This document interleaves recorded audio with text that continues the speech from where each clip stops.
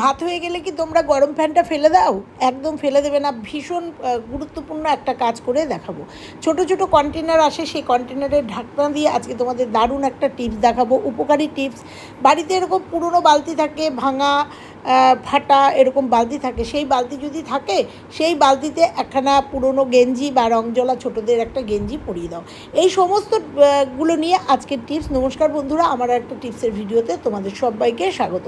এরকম আমাদের কন্টেনার কিন্তু বাড়িতে অনেক কিছু খাবার যখন আসে তখন কিন্তু আমাদের এই কন্টেনারগুলো আসে, তো ফেলে দিলেও আমরা কিন্তু এই ওপরের এই ঢাকনাটা দিয়ে দারুণ একটা কাজ করে নেবো। দেখো, তার জন্য আমি একটা শিক গরম করে নিয়েছি, গরম করে এই কন্টেনারের মুখটা দিয়ে ছিদ্র করে নিচ্ছি। এই কন্টেনারের মুখটা দিয়ে আমরা কাজ করব, ফেলে না দিয়ে দারুণ একটা উপকারী কাজ হবে। আর তোমরা দেখো কতটা কাজে লাগিয়ে দিচ্ছি।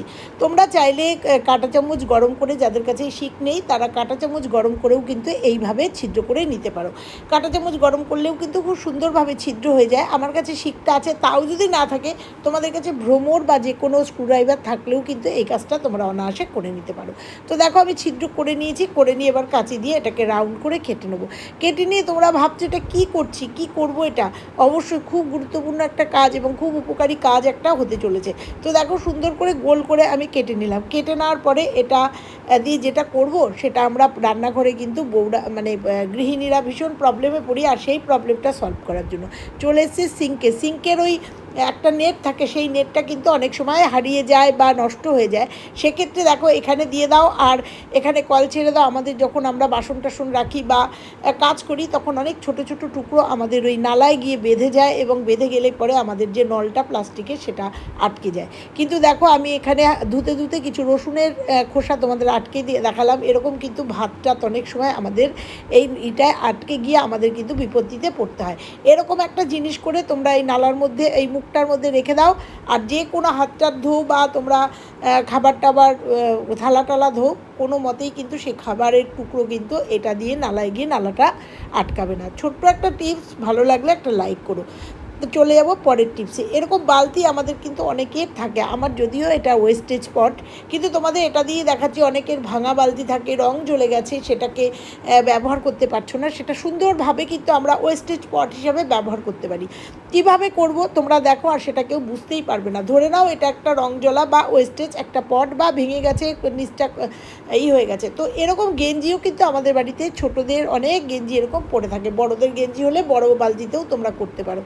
তো সেরকম গেঞ্জি রং জ্বলে যেতে পারে, বগলের থেকে ছিঁড়ে যেতে পারে, সর্বোপরি ছোট হয়ে যায় এই সব গেঞ্জিগুলো, কিন্তু রঙগুলো কিন্তু সুন্দর থাকে। সেই গেঞ্জিটা এইভাবে পরিয়ে দাও এই ওয়েস্টেজ পট বা তোমাদের ভাঙা বালতিতে, একটু ফুটো হয়ে গেছে বা ফেটে গেছে সেই বালতিতে এইভাবে পরিয়ে দাও।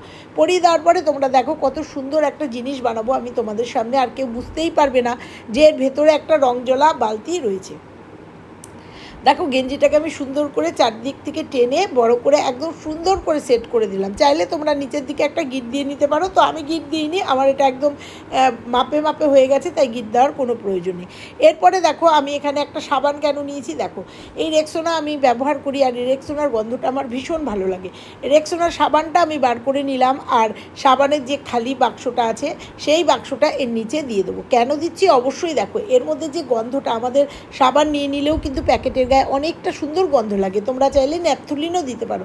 তো দিয়ে এবার দেখো, এই যে প্লাস্টিকগুলো কিনতে পাওয়া যায় না, যে ওয়েস্টেজ পটে যে প্লাস্টিকগুলো দেয়, এগুলোকে কী বলে আমি ঠিক জানি না, এগুলো কিন্তু তোমরা আটকে দিলে, এটার কারণ হচ্ছে তোমরা যদি এর মধ্যে যে কোনো ওয়েস্টেজ জিনিস ফেলো না কেন, এই প্লাস্টিকটা ধরে ফেলে দিলেই কিন্তু আর এই বক্সটা নোংরা হয় না, বা অনেক সময় জলের জিনিস পড়ে যায়, মানে জল জলে, সেক্ষেত্রেও পোকামাকড় হয়ে যায়। কিন্তু তোমরা, আমি এটা শুকনো জিনিস রাখি, তো এইভাবে যদি প্লাস্টিক ব্যবহার করা যায়, তারপরে দিনের শেষে প্লাস্টিকটা তুলে ফেলে দিলেই কিন্তু পটটা রোজ ধুতে হয় না, মাসে একবার ধুয়ে নিলেই হয়। এটা একটা সুন্দর পদ্ধতি। তো দেখো, এই কালো প্লাস্টিকটা আমি এর মধ্যে দিয়ে আমি আবার গেঞ্জিটাকে পিছন থেকে একদম সামনের দিকে তুলে দিলাম, যাতে বোঝাই না যায়। তো দেখো, এইভাবে তুলে দিয়ে এইরকমভাবে তোমরা কিন্তু একটা খালি বা রংজলা বালতিকে এরকম একটা ওয়েস্টেজ স্পট কিন্তু বানিয়ে নিতে পারো, ওয়েস্টেজ পট। কারণ এই জিনিসগুলো কিন্তু আমাদের ভীষণ পরিমাণে দরকার হয়, কারণ আমাদের কাজ করতে করতে ছোট ছোট কাগজ, ছোট ছোট মিষ্টির বাক্স আমাদের হাতের সামনে আসে, সেগুলো কিন্তু রাখার জন্য আমরা ইনস্ট্যান্ট এরকম একটা বালতিকে এইভাবে সাজিয়ে রাখতে পারি। তো দেখো, রেডি হয়ে গেছে। আর ওই সাবানের বাক্সটা দেওয়ার জন্য ভীষণ সুন্দর একটা গন্ধ বেরোবে। তো দেখো আমার এখানে কিছু মিয়ামোরের কিছু বাক্স ছিল, তারপরে কিছু কাগজ কেটেছিলাম, সেই কাগজ পেপারগুলো আমি সব এই ওয়েস্টেজ পটের মধ্যে রেখে দিলাম।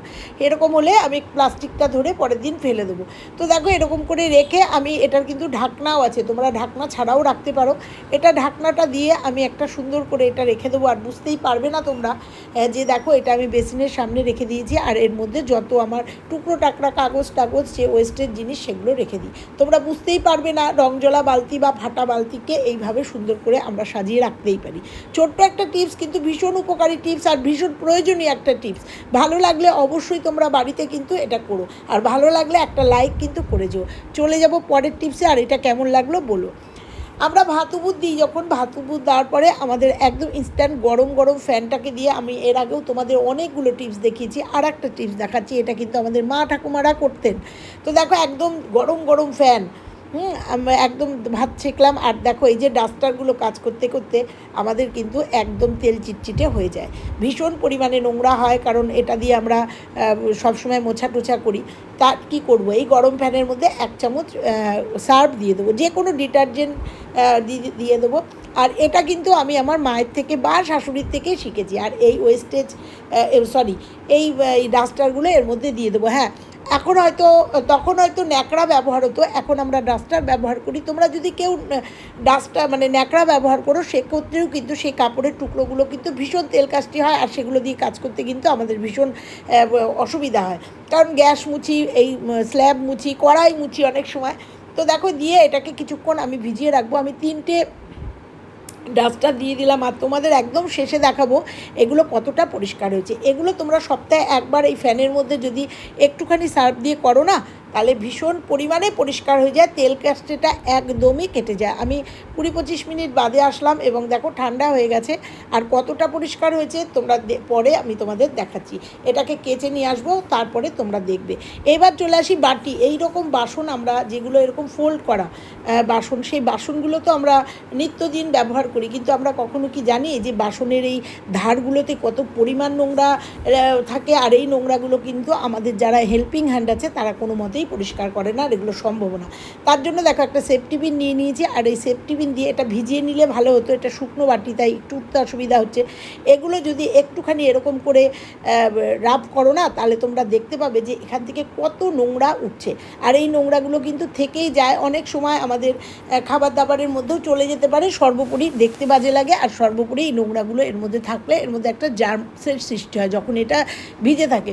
শুধু এইগুলো না বন্ধুরা, যে কাচের ঢাকনাগুলো আমরা ঢেকে রান্না করি কড়ায়, তোমরা দেখবে, আমার ওটা পরিষ্কার আছে জন্য তোমাদের দেখালাম না, সেগুলো দেখবে এরকম সেফটি পিন দিয়ে কোনাগুলো এরকম করে রাফ করলে দেখবে কত নোংরা বেরোয়। তো দেখতে পাচ্ছ বাটির ধারগুলো দিয়ে কিভাবে নোংরা বেরোচ্ছে, তোমরা দেখো। আর এটা ভিজিয়ে নিলে তাহলে বুঝতে পারতে আরও বেশি উঠতো। তো দেখতে পাচ্ছ, এই দেখো এইরকমভাবে কিন্তু আমরা খেয়ালই করি না, আমাদের বাটি টাটিগুলো কিন্তু এরকমভাবে নোংরা জমে থাকে। আর এইগুলো কিন্তু এইভাবে যদি আমরা 15 দিনে বা 1 মাসে একবার পরিষ্কার করে নিই, তাহলে আমাদের বাটি ঘুটি জার্মমুক্ত তো হয়ই, তার সঙ্গে পরিষ্কার পরিচ্ছন্ন থাকে, আর এগুলো জমে থাকলে দেখতেও বাজে লাগে।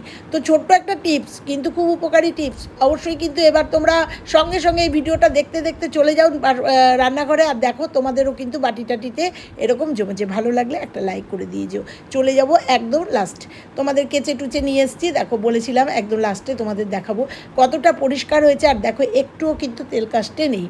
এইভাবে যদি তোমাদের এই ডাস্টারগুলো বা হাতের এই রান্নাঘরের ন্যাকড়াগুলো ফ্যানটা দেওয়াতে কিন্তু একদম তেল কাস্টেটা কেটে গেছে। জল আর সার্ফ দিয়েও হয়, কিন্তু সেক্ষেত্রে অনেকটা ফোটাতে হয়। দেখতে পাচ্ছ কতটা পরিষ্কার হয়েছে। আজকের ভিডিওটা কেমন লাগলো অবশ্যই জানিও, একটু উপকার পেলে কিনা অবশ্যই কমেন্ট করে জানিও, আর ভালো লাগলে একটা লাইক কমেন্ট শেয়ার করে দিও নিজেদের পরিজনের মধ্যে, যাতে সবাই ভিডিওটাকে দেখতে পারে।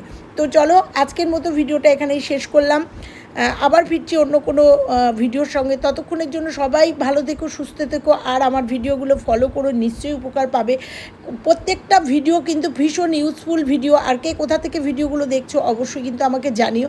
আর এইভাবে কিন্তু আমরা কিচেনটাকে সুন্দরভাবে, সুগৃহিণীরা নিজেদের কর্মব্যস্ত জীবনে এইভাবে কিন্তু আমরা সুন্দর করে নিজেদের জীবনকে সুরক্ষিত করতে পারি। এই ডাস্টারগুলো শুকাতে দিয়ে দিয়েছি, চলো টাটা।